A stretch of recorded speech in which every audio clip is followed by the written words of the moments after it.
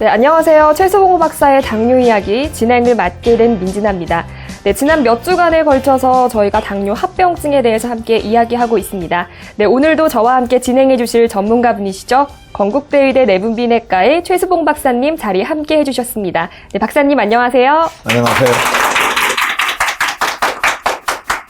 네, 많은 당뇨 환자분들이 고통을 겪고 있는 그런 합병증인데도 불구하고 그에 대한 심각성이나 인식은 낮은 편이라고요. 그렇죠. 당뇨병은 여러 종류의 합병증을 가져오는데 심장이 망가졌다든가 심장 질환이라든가 눈이 또 시력이 나빠진다든가 심장합병 때문에 아파진다든가 그런 것에 비해서 좀 소리 없이 오는 합병증을 볼 수 있죠.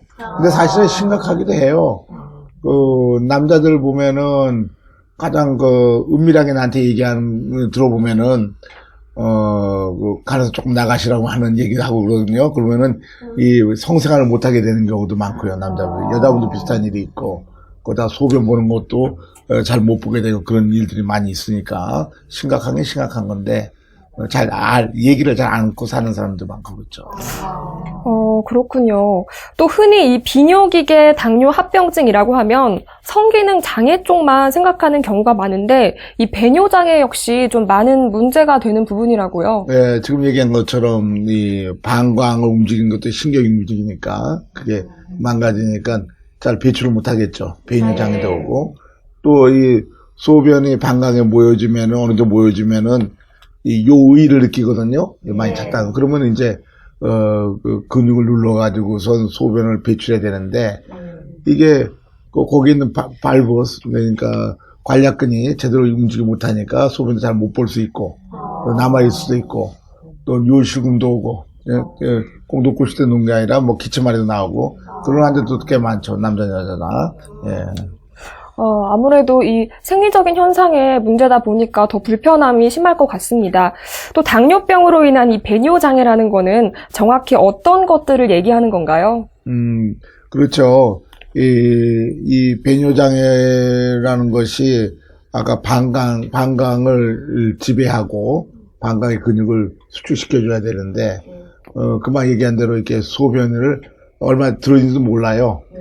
그래서 계속 늘어날 수도 있고, 그 다음에, 제대로, 이 소변을 조금씩밖에 못 보게 되기도 하고, 이 관략근이 망가지니까, 소변을 요실금이라고 그러죠. 그래서, 불편하고 그렇죠. 또 한 가지는 배뇨 못하게 되면은 이 방광의 압력이 커지니까 신장에까지 그 압력이 전달돼서 신장이 망가질 수 있고 그러는 거니까 상당히 중요한 일이 되는 거죠. 네, 그렇다면 이런 비뇨기계 당뇨 합병증을 예방하고 또 치료하려면 어떻게 해야 할까요? 당뇨병에 대한 피해로 나온 거니까 당뇨병을 잘 치료해야 되겠죠. 당뇨병 치료한다는 말을 잘 이해해야 되는데 당뇨병 피해는 영양실조가 오게 되는 거죠. 그래서 온몸이 파괴되는 거거든요. 혈당은 높아지는 게 아니란 말이에요. 그러니까 당뇨병의 원인을 잘 없애야 되는 거죠. 그래서 영양소도 좋아지면서 아주 몸이 건강해지면서 혈당도 정상화되는 방법을 취해야 될 거예요. 그것이 잘 안 되니까 그냥 합병증 만들어주고 고생한 사람들이 많이 있죠. 네, 역시 관건은 혈당 조절이란 얘기인데요. 자, 그럼 이번에는 직접 당뇨병을 앓고 계신 환자분의 얘기를 직접 들어보고 더 이야기 나눠보도록 하겠습니다. 함께 보시죠. 경기도 평택시의 한 주택가. 약 10여 년 전 당뇨 진단을 받게 됐다는 문흥복 씨. 당시 정상치의 3배를 웃돌 만큼 혈당 수치가 높았다는데 그때가 2004년도 같아요. 2004년도 자다가 그때 2월 달인지 자다가 오줌을 이제 소변을 싸게 써서 쫓아가면 짤꼼 나오고 안 나오는 거예요. 짤꼼 나오고. 그래가지고 밤새도록 이제 들락날락 그렇게 하다가 아침에 안 되겠다 싶어서 병원을 간 거예요. 그 병원에 가가지고 쟀는데 빈속에 갔는데 380이에요. 자다가 간 게. 그러니까 연어 때 많이 먹었을 때는 500이 나갔는지 600이 나갔는지도 나도 모르지 뭐.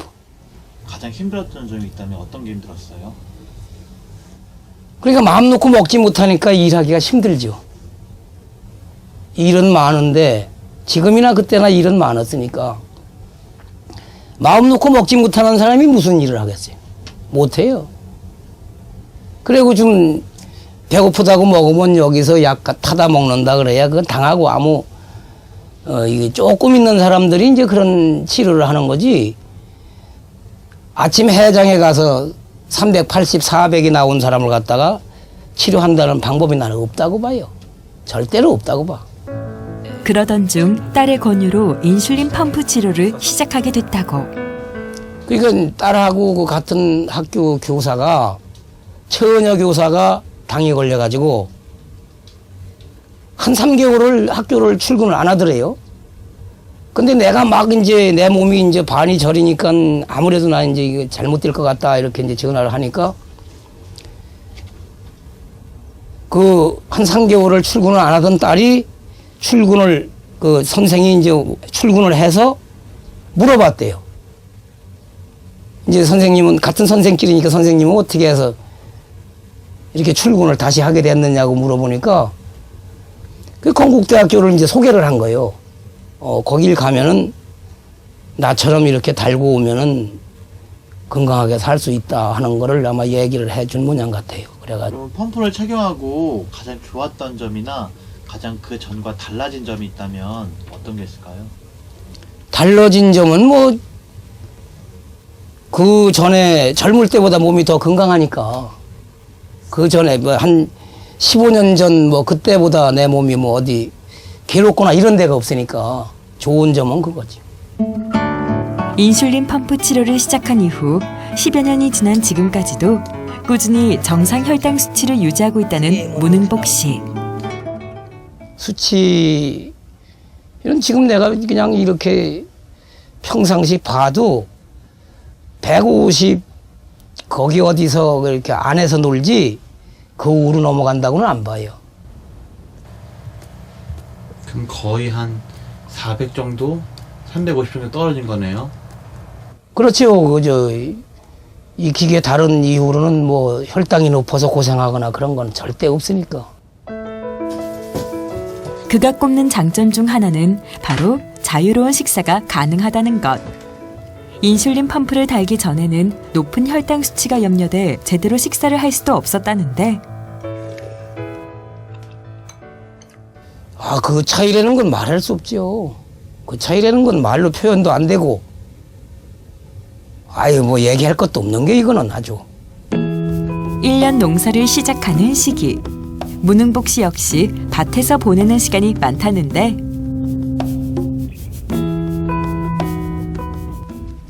요 새파랗게 나잖아요. 그게 아주 안 불편한 거는 아닌데 내 몸에 1년 이상만 달면 그 다음서부터는 있는지 없는지도 몰라. 누가 봤을 때 그게 뭐냐고 자꾸 물어봐서 그게 하나 성가시럽지.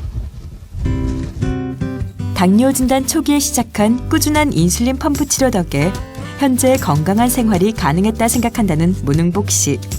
그만큼 치료에 대한 믿음이 크다는데 그러니까 나는 내가 이걸 차서 그런 얘기를 하는 게 아니고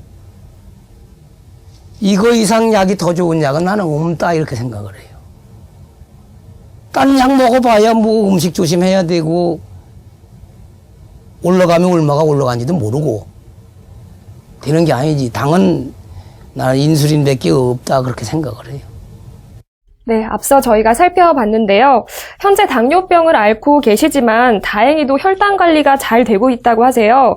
이분이 하고 계시다는 인슐린 펌프 치료에 대해서 좀 더 자세한 설명 부탁드릴게요. 네, 인슐린 펌프 치료는 당뇨병의 원인적 치료입니다. 그래서 당뇨병 근본적인 원인을 보상해 주는 거니까, 없어지는 거니까 정상과 똑같이 생활할 수 있죠. 이 환자도 그러니까 전에 치료에 비해서는 아주 건강하게 식사도 잘 먹으면서 몸이 아주 건강해진 거죠. 그래서 인슐린 펌프 치료는 당뇨병에게는 췌장 기능이 망가진 거니까 그것을 꼭 보상하는 기계로서 보상하는 거니까 아주 건강해지죠. 이 환자가 건강해지는 방법이죠, 그죠? 네, 또 이 환자분 같은 경우에는 기존에 여러 가지 당뇨에 좋다는 건강 보조식품도 드셨고 또 병원 약도 드셨는데 혈당 조절이 잘 안 됐다고 하시더라고요. 인슐린 펌프 치료와 다른 치료는 어떻게 다른 건가요? 꽤 많은, 이때까지 치료 방법으로 의사들이 이제 여러분 가서 만나보면 병원에서 하는 얘기는 당뇨병은 낫지 않는다. 합병이 틀림없이 온다. 심지어는 당뇨병은 친구처럼 살다가 같이 죽으라. 아주 저주까지 하잖아요. 그죠? 왜 저주를 할까요? 고추도 없는 치료를 하니까. 그렇잖아요. 자기가 알거든요. 무슨 치료가 되느냐. 그러니까 당뇨병은 제대로 치료하면 이 환자가 건강해지는데 이 잘못된 옛날 치료를 하고 있단 말이에요. 그리고 당뇨병 원인을 알아야 돼요. 당뇨병 원인은 뭐냐 하면 췌장이 망가진 건데 그건 어떻게 되냐면 우리가 음식을 먹으면은 소화가 돼야 되고 위에서 하는 얘기죠. 그러면 포도당으로 들어오게 돼요. 영양분이 포도당 들어가 포도당을 피 속의 포도당을 동화시켜 가지고 우리 몸으로 들어가서 힘이 되고 살이 돼야 되는 거예요. 근데 그럴 때 꼭 필요한 게 뭐냐 하면 췌장에 나오는 인슐린이 필요한데 인슐린 만드는 췌장이 망가졌단 말이에요. 그러니까 일로 못 가니까 잡혀서 포당 올라가고 고혈당이 되고 그래서 너무 높아지면 소는 빠져나가고 이 몸은 영양실조가 되는 거예요. 포당 안으로. 그래서 힘 빠지고 살을 녹여가지고 힘 많으니까 다 망가진 거 되는 거죠. 여러 각종의 합병증을 가져오게 되는 거예요. 지금 얘기하는 것은 심장을 조절하는 신경이 망가지고 그 외에 여러 가지 기관들이 망가지니까 근육도 짜부러지고 감각을 못하고 그래서 이제 배뇨장애 또 심각하게는 발기신경도 망가지니까 발기도 못하게 되는 거죠. 그래서 상당히 괴로워해요. 그렇게 되는데 이 환자가 치료한 치료는 뭐냐면 그렇다면은 원인 치료는 음식이나 이런 걸 치료하는 게 아니란 말이에요. 이게 잘못된 건 아니니까 운동으로 치료하는 게 아니에요. 이게 잘못 알고선 이 기존의 의사들은 이것만 가지고 치료하려고 그래요. 약 주고. 근데 그건 잘못된 거죠. 원인은 이거니까 이거와 똑같이 되는 기계가 인공치장기인데 그걸 인지 펌프라고 합니다. 인공치장을 달면은 이 문제 해결되니까 정상 똑같이 되니까 정상 식사하게 되고 저거 똑같이 운동도 할 수 있고 되죠. 1440년에 대한 연구인데요. 이 연구를 보면은 옛날 치료하는 치료, 인슐린 한 번 맞는 치료나 두 번 맞는 치료가 있었고 또 한 가지는 그 환자를 갖다가 그중에 반수는 720명은 반수는 인지펌프 치료로 바꿨어요. 인지펌프 치료가 훨씬 더 훌륭한 치료니까. 그래서 10년 동안 혈당치 평균을 보니까 720명이 되면 혈당 평균 보니까 어떻게 됐습니까? 전부 200 이상이었죠. 아침 식후, 점심, 저녁 식후, 저녁 식후, 그렇죠? 점점 높았는데 인지펌프를 바꾼 경우에는 150이에요, 대부분 다. 똑같은 조건이었는데. 다 이렇게 바르고 있었거든요, 의사들이. 그래가지고 사실 이걸 다시 표시하면 당화 혈색소로 보니까, 당화혈색소 3개월마다 바뀌는 거니까, 보니까 처음에 같았죠. 근데 반수는 옛날 치료를 했어요. 지금 시중에서 많이 치료하는 들 인슐린 한두 번 맞은 치료를 했단 말이에요. 그러니까 계속해서 9% 유지했어요. 이 정도 합병증 틀림없이 온단 말이에요. 그런데 인슐린 펌프 치료했더니 그 중에 반수는 6개월 만에 7% 떨어져가지고 계속해서 7% 유지해요. 사실 똑같은 환자였던 거예요. 그러니까 치료 방법 바꿈으로써 혈당제가 정상화됐다는 게 증명이 됐죠. 그러면서 합병이 예방된다는 것도 아직 밝혀져 있습니다. 네, 사실 혈당 조절이 잘 되지 않았기 때문에 대부분의 당뇨 환자들에게 합병증이 나타나게 되는 건데요. 그렇다면 혈당치와 당화 헤모글로빈 수치가 안정적으로 유지될 경우에는 당뇨 합병증을 또 예방할 수 있는 그런 확률도 높아지겠네요. 실제로 그 한 민족을 조사해 보니까 말이에요. 대개 혈당치가 요 이상이 되면 합병증이 오기 시작해요. 공복 혈당치가 105 이상, 그 다음에 식후 혈당 165 이상. 그걸 당화혈색소 보면 6% 정도 올라와요. 그래서 이 이상 되면은 합병증 와요. 그러니까 이 이상 되면은 우리 세포들이 견딜 수가 없는 거야.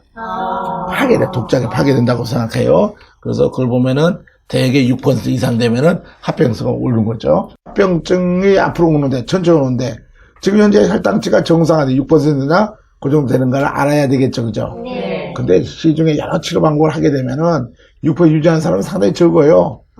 그리고 대개는 뭐 7%, 8%, 9.5, 10 정도 되는 사람 꽤 많거든요. 그러니까 합병증까지 오게 되죠.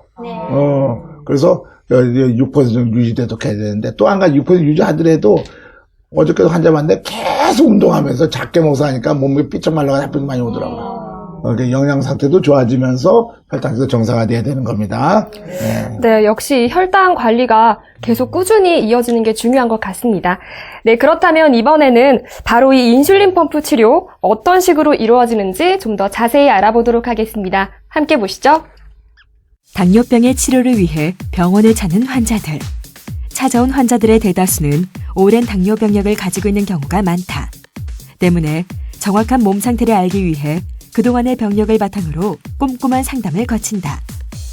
이후 이어지는 것은 혈액 검사. 당뇨 환자에게 있어서 혈액 속의 혈당과 당화혈색소 등의 수치는 병의 진행 정도와 상태, 환자의 인슐린 분비 패턴 등을 파악하기 위해 필수적인 절차다. 그리고 이러한 검사를 통해 환자에게 어느 정도의 인슐린이 투여되는 것이 가장 좋은 효과를 낼지를 판단한 후 인슐린 펌프를 달게 된다. 가장 적극적인 치료법이라 불리는 만큼 인슐린 펌프는 환자 자신이 정확히 인지하고 사용하는 것이 필수. 이를 위해 일정 기간 병원에서 사용법 등에 대해 배우고 적응하는 기간을 갖는다. 인슐린 펌프는 휴대하기 편리하도록 크기가 작고 피하 지방이 많은 복부에 바늘을 꽂아 부착. 한 번 부착하면 며칠간 지속되기 때문에 매번 주사를 맞는 고통과 약을 준비하는 번거로움을 줄여준다. 인슐린 펌프의 가장 큰 장점은 원하는 것을 마음껏 먹을 수 있는 식사의 자유가 보장된다는 것. 원하는 대로 먹을 수 있기에 몸의 건강이 좋아짐은 물론 심리적인 만족 효과 또한 높다.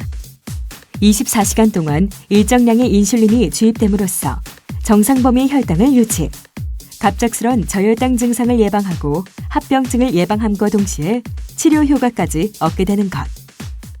네, 실제 인슐린 펌프 치료가 어떻게 이루어지는지 함께 봤는데요.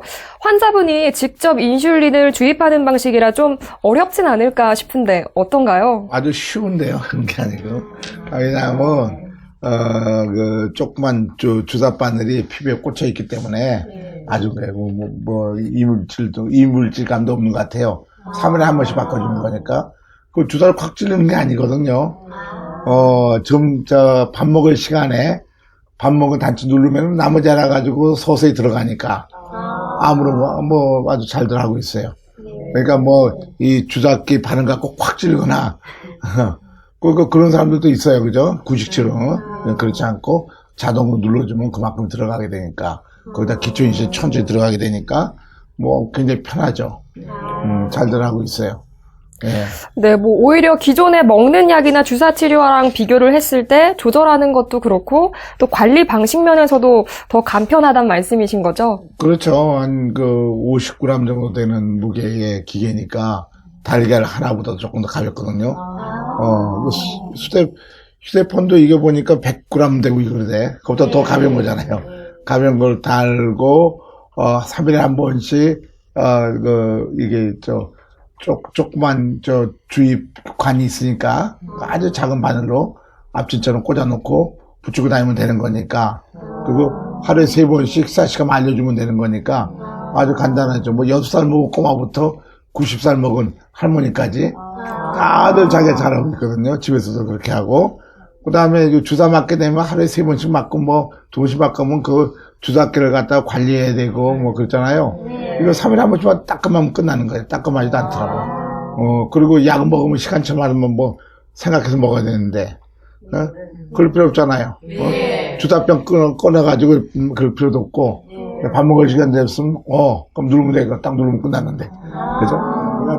그래서 관리 면에서도 좋고, 또 한 가지는 옛날 치료 같으면은 그게 원래 잘못된 치료니까, 혈당 높아지니까 빠져나가니까, 음식을 또 적게 먹으라고 막 그러니까 말이죠. 그냥 말려주고요, 말려주고. 그 삐쩍 말려 죽잖아요. 여기는 이제 들어가는 마다 다 동화적이 일어나니까 충분히 먹어도 되고, 먹어도 혈당이 정상에 충분히 먹고, 충분히 먹을 때 다 에너지가 되니까 얼굴색도 좋아지고, 젊어지고, 합병 예방되고 그렇게 되는 거죠. 네. 네, 말씀 감사합니다. 자, 그럼 이번에는 방청객분들의 질문을 한번 받아보도록 할 텐데요. 지금 말씀 쭉 들으시면서 궁금한 점이 있으셨다면 질문해 주시기 바랍니다. 혹시 당뇨병을 예방할 수 있는 생활 습관이나 아니면 피해야 할 식습관 같은 것들이 있는지 알고 싶습니다. 글쎄, 당뇨병의 원인을 만들어주는 거는 피해야 되겠죠, 그죠? 당뇨병 원인이 꼭 식습관과는 관계가 없는 것 같이 보이니까, 그러니까, 단 거 많이 먹는 것도 관계없고, 당뇨병 원인 그렇고, 그 다음에는 무슨, 기름을 많이 먹는다고 당뇨병의 원인과 관계 없는 것 같이 보입니다, 실제 보면은. 그거는 왜 당뇨병에 의한 다른 원인에서 결과로서 보이는 것 뿐이지. 그래서, 근데 이제 너무 많이 과식하거나, 너무 운동을 적게 하거나, 그런 거는 스트레스 너무 받거나, 그러면 좀 당뇨병이 시작할 수 있겠지만은, 원인이 그런 거랑 사실 관계없는 거예요. 그러니까 뭐 그것 때문에 그런 것 같진, 아무리 봐도 그런 것 같진 않아요. 다른 원인 때문에 밥을 많이 먹기 시작했고, 밥을 많이 먹기 때문에 당뇨병 걸린 것이 아니라, 다른 원인 때문에 기름을 많이 먹기 시작한 것이지, 기름 많이 먹기 때문에 당뇨병 걸렸다는, 이것이 원인이 저거가 아니라 같이 보이는 것 뿐이지, 꼭 그렇다고 생각은 안 하거든요. 근데 너무 스트레스 많이 받는 거는 분명히 원인이 되는 것 같아요. 그러니까 그걸 조심하는 게 될 것 같습니다. 네. 네, 방청객분들께서 궁금해하시는 내용까지 박사님과 함께 이야기 나눠봤는데요. 네, 박사님, 오늘은 저희가 당뇨 합병증 중에서도 비뇨기계 질환 쪽에 대해서 이야기를 나눠봤습니다. 다음 주에는 기존의 인슐린 치료로 인한 여러 가지 부작용들에 대해서 말씀해 주신다고요? 네. 이 당뇨병 치료에서 또 가장 불행한 사태가 뭐냐 하면은, 처음부터 주치의들이 당뇨병은 치료 못한다 그랬고, 그죠? 합병이 틀림없이 온다 그랬고, 더 놀랍게는 당뇨병은, 치료가 안 되니까 당뇨병은 친구처럼 살다가 같이 사망하라고까지 그런 얘기를 해요. 참, 같은 데서 볼 적에도 참 너무 한심한 얘기 아닙니까? 그죠? 근데 환자들이 먹약 먹으면 체장이 점점 망가지거든요? 그 결국은 인슐린을 쓰라고 그러는데, 그 인슐린 치료하게 되면 합병증이 굉장히 많이 오거든요. 인슐린이 점점 늘어나며, 눈도 망가지고, 콧바닥 망가지고, 그런 걸 많이 보게 돼요. 그래서 결국은 결론은 뭡니까? 그런 의사들 치료를 받게 되면은 합병이 틈없이 만들어준다는 얘기가 거짓말 아니구나. 라는 확인하게 되죠. 그죠? 그래서 인슐린 치료라는 것이 상당히 문제가 많습니다. 기존의 인슐린 치료. 인슐린 펌프 치료하고 영 다른 치료예요. 기존의 치료. 그러니까 거기에 대해서 잘 이해를 하셔야만이 몸을 건강히 유지할 수 있을 거예요. 당뇨치료는 좋은 게 있고 나쁜 게 있어요. 그걸 잘 구별할 줄 아셔야 되는 거예요. 그래서 이 다음에는 인슐린 펌프 치료에 대해서 얘기를 할 것입니다. 기존의 인슐린 치료에 대해서, 잘못된 점에 대해서. 네. 네, 다음 시간에도 역시 중요한 정보가 준비되니까 놓치지 마시고요. 네, 오늘도 건국대의대 내분비내과의 최수홍 박사님 모시고 이 시간 진행해봤습니다. 네, 박사님 오늘 도움 말씀 주셔서 감사합니다. 고맙습니다. 네, 정말 당뇨병은 그 합병증이 너무 다양해서 전신 질환이라고 해도 과언이 아닐까 싶은데요. 하지만 다행히 조금만 일찍 신경 쓰면 완치도 가능하다고 하니까 평소에 건강관리 꼼꼼하게 하셨으면 좋겠습니다. 네, 저는 다음 시간에 다시 찾아오도록 하겠습니다. 고맙습니다.